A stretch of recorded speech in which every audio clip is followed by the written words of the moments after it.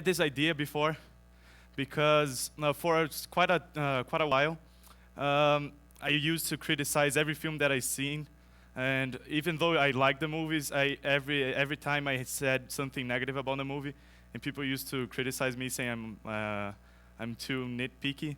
So so today I'm planning on explaining what do I see in movies and trying to share an idea so people can see more than just an actor or a soundtrack, and more about the technical aspects of the movies. Obviously basic stuff, but interesting nonetheless. I would like to start talking about The Shining.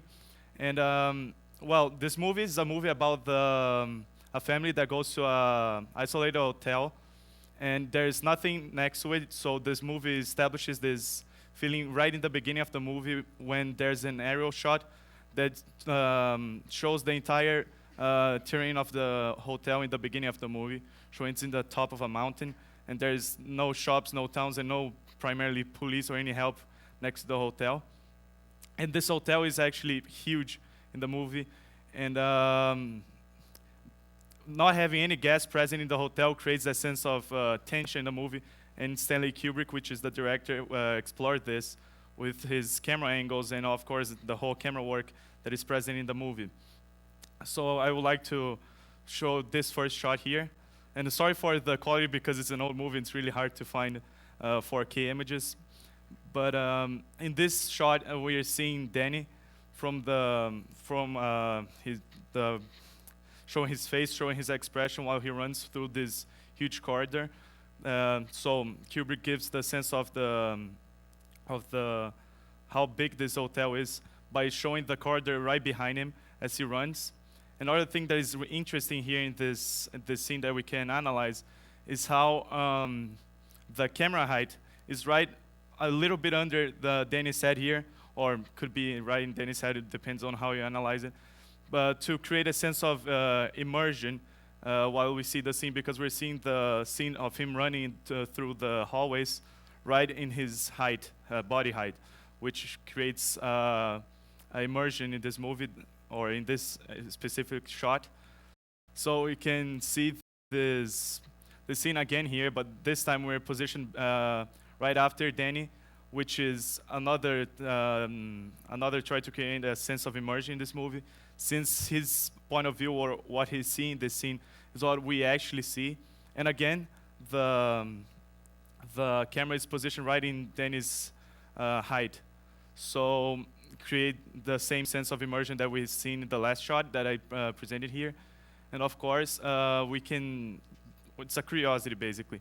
But when you ride a tricycle in a hallway like this, you don't expect any turbulence, for us to say, when you're riding a tricycle in this hallway. So Kubrick designed a little car to accompany Danny in this scene with the camera, so the camera doesn't shake when the camera follows Danny right behind him, to create that immersion of riding a tricycle through these huge hallways. This is all related to camera height. In this specific case, of course, there's loads of different angles. For example, the shot where Jack is trying to open the door and the camera is positioned right here to take his expressions, because the camera was here or right back right after him, we wouldn't be able to see his expressions while he tries to open the door. So putting the camera right here creates another sense of tension and terror while we look at Jack Torrance's face while he tries to open the kitchen door. And just to prove that this camera height was actually thought about before making the movie, there's this scene where Wendy is running through a similar corridor as Danny's was running, but now the camera height is positioned after her, so we see her point of view, and it's also in her head height this time and not low, just like Danny was. So continuing talking about angles, I'm going to talk about something that some people hate it, some people love it, and some people don't actually notice them, which is Dutch angles. When you get into a house, when you see a painting and it's tilted like this, you would be a little bit uncomfortable by watching the painting that is tilted. And you would actually be nervous and wanting to correct the angle of this painting. So this is, for me, what Dutch angles mean, but it's my own reading about it. But in this case, in Thor 1, there is a movie, of course. It's almost every shot in this movie is tilted like this, called Dutch angles, and and was one of the biggest criticized about this movie was that it had no purpose in the movie to have everything being Dutch angles in the movie. When they're talking in restaurants, it's Dutch angle. When there's shots of the city they're at, it's also Dutch angles. In fights, it's also Dutch angles. Everything Dutch angles, everything tilted, and you feel uncomfortable by watching the movie. So a good way out of this is just using Dutch angles in specific cases to show what the character is going through. For example, here in this movie called Fear and Loathing in Las Vegas, we can see Johnny Depp and Benicio del Toro. They're in the car, and the camera is also tilted in the Dutch angle, but what we can see about this image is that they're drunk and they are consuming a lot of different substances, and they're hallucinating. So by this, for the fact that they're hallucinating, the Dutch angle is well presented here, so we know what they're going through. The camera is tilted just like their vision might be. And of course, Dutch angles can be used in different horror movies, dialogues. For example, in the new Tarantino movie, there's a scene where there's just this specific part has Dutch angles, but it's supposed to be a tense scene, and the Dutch angles create an uncomfortable experience while they're talking in this specific scene, in this specific place. So I guess everyone knows this movie, what this movie is. It's Mad Max. And I'm going to talk about the use of filters.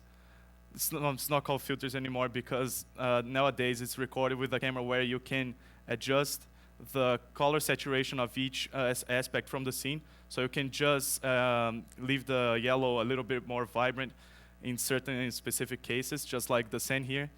And in this case, it makes sense because it's a universe where the world got destroyed by nuclear warfare, and now there's only it's a world that doesn't have any much water left.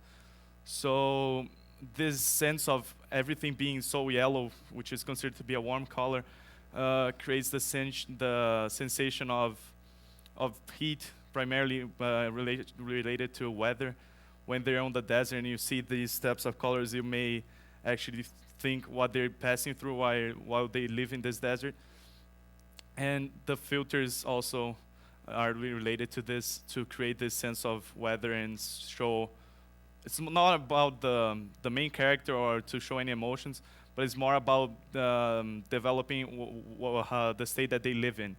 So the place that they live in is pretty warm. We can deduce by the colors, and also by the plot that shows that nuclear warfare has destroyed the world. So in this case, it's called Rim of the World. It's a movie in the biggest streaming platform that you can find. And well, this movie is about some kids who go to the camp, and I know some people here watch this movie with me. So some kids go to the camp, and all of a sudden the movie turns yellow like this. And this is a filter because they didn't, everything here is yellow. If everything that has a yellowish tone, different from Mad Max, which they use the camera to adjust the sand or just the explosions to be more yellow. Here they literally use a yellow filter, just like those Instagram filters that you see. So, and then it doesn't make any sense. I prefer to, when a movie makes sense of what they're using. For example, Mad Max, it has all the sense because nuclear warfare also in a desert. But here, the north part of the United States, and you can also see that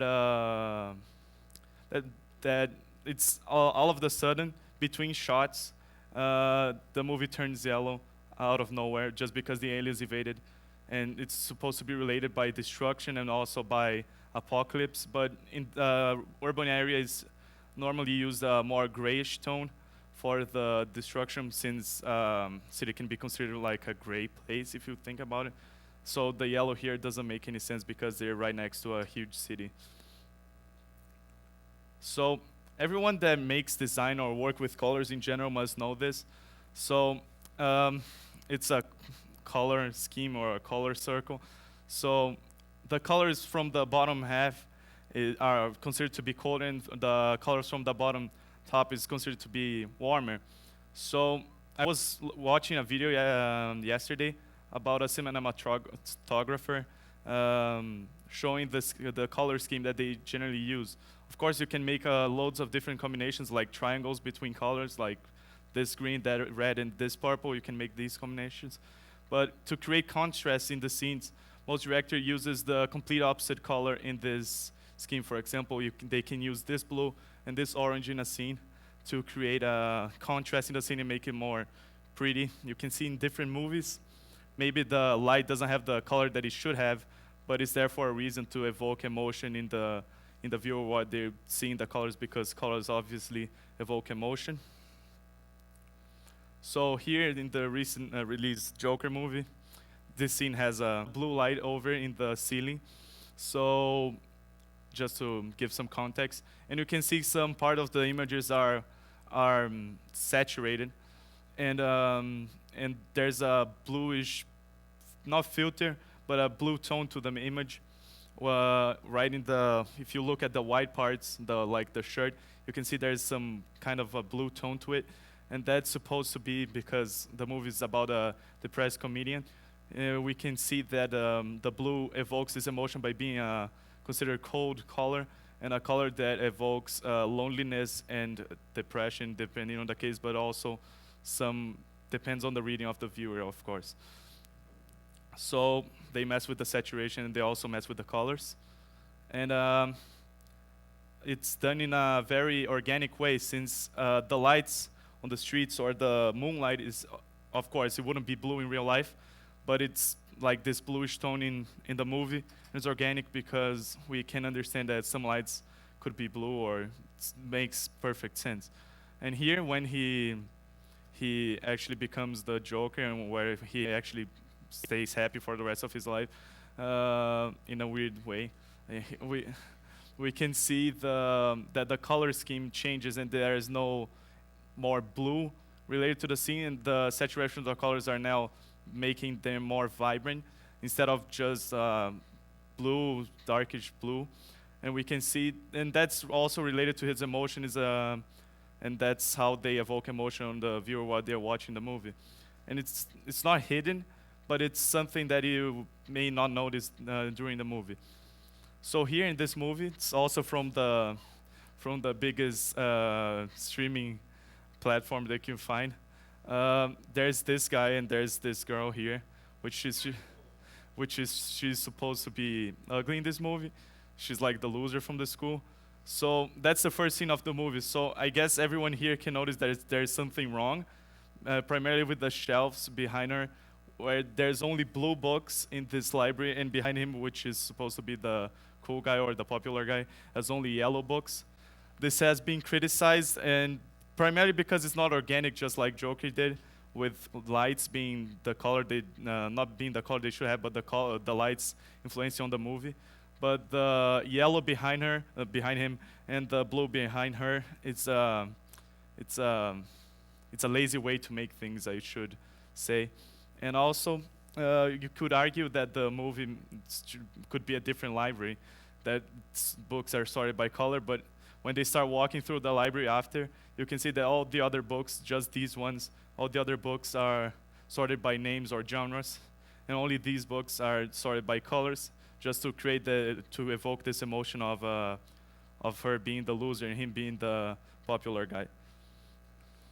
Lastly, I will talk about Screenplay, which I'm not gonna spoil any movie. I'm gonna just give some examples about this, which I judge to be one of the best screenplays that I've seen. Some movies put everything in for a reason. Some movies put something for fan service, but they don't actually fit on the story. Some movies do things that doesn't make any sense, and people always notice that. And it's generally judged to be the worst movies, the movies that have a bad screenplay. But in this case, everything that is introduced in this movie has a purpose to it.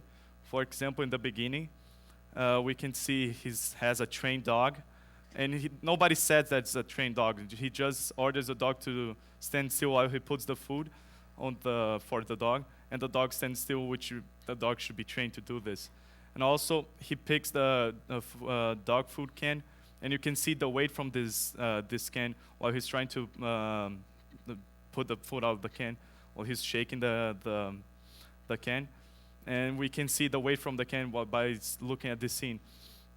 And all of this in some part of the movie will come back, and you're gonna see how things work, because he introduced right in the beginning something that could be appearing on the end of the movie.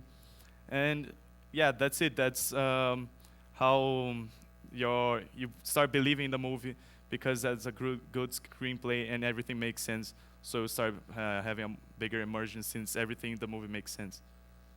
And that's it.